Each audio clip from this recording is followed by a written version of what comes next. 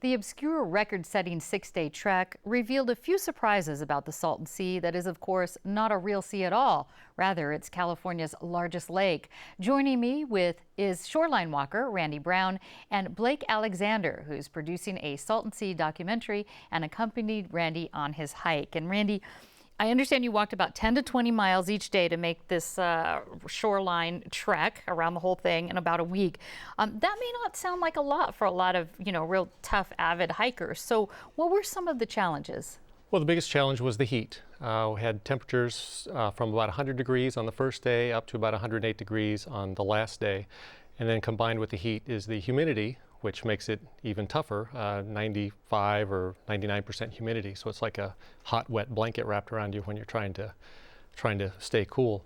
And then, of course, the shoreline itself is full of quicksand and extremely deep mud, barnacle shells, dead barnacle shells piled up feet high that you have to trudge through. So it's like walking on a Stairmaster for 10 hours a day. And then I also understand there were just these flies that gave you a ton of welts. Well, there's regular flies, which most people don't like when they visit Salton Sea, but then there's the horse flies, which are like super flies. And yeah, they were biting me right through my shirt. So my back was covered with welts from the horse flies. Now, I understand you didn't start out as a record-setting public awareness campaign walk, but so what was your original motivation? My original motivation was just to get off of the couch and lose some weight. I was overweight. I started walking a couple of years ago, and I wanted to push myself further and harder, and so this started out as a personal challenge. I had seen that nobody had ever walked around the shoreline of Salton Sea before, and so I wanted to challenge myself. And then it transformed. It did, as I met more people at Salton Sea, because it took me 14 months to train and practice and map out the route. I met people down there that lived there. I learned a lot more about Salton Sea. I was totally ignorant about it, even though I used to go camping down there as a kid. And it slowly grew into this awareness campaign. No, Blake, Randy's a central figure in your documentary, Abandoning Paradise. Why are you making this film? Well, we wanted to bring attention to the sea and also have it be interesting, because I've noticed every documentary is either human interest or it's fact. So I wanted to bring awareness to the sea, give a rough overview of what's happening, the key players, the key facts, and then also have something interesting for us to follow, which in this case was Randy. So you're watching it, you're seeing, is this guy going to make it? What's going to happen? Is this guy going to get stuck in mud and fail miserably, or is you're watching this journey, but you're also learning about the sea, and you're also seeing its beauty.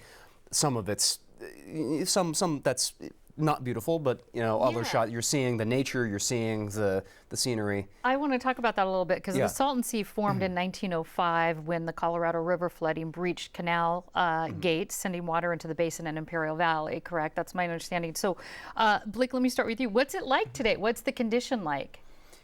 It's, the difference between the two of us is that he saw it more towards the end of its heyday. So he actually knew it as a popular destination. For me, I always knew it as this place that was just desolate. It was empty. It was, everything was run down. So I've actually seen, Randy's seen the decay since he's been going. I've actually seen an increase. I've seen the yacht club, they put, I think, $3 million into this building. At the state beach there, they have this new pavement. That's where I learned to drive. Yeah. Oh, interesting. And it wasn't that built up. And I'm noticing lots of people, because I was the only person there in 2003. Well, let me touch on Randy with that. So 35 years ago was this thing, and then how has it changed for you? Is like how the drought affected? What did you see as far as like maybe some of the degradation? Well, I saw it go from a bustling, busy place that was so crowded you couldn't find a place to camp on holiday weekends, to when I came back 35 years later, just an empty, desolate, I would say barren place.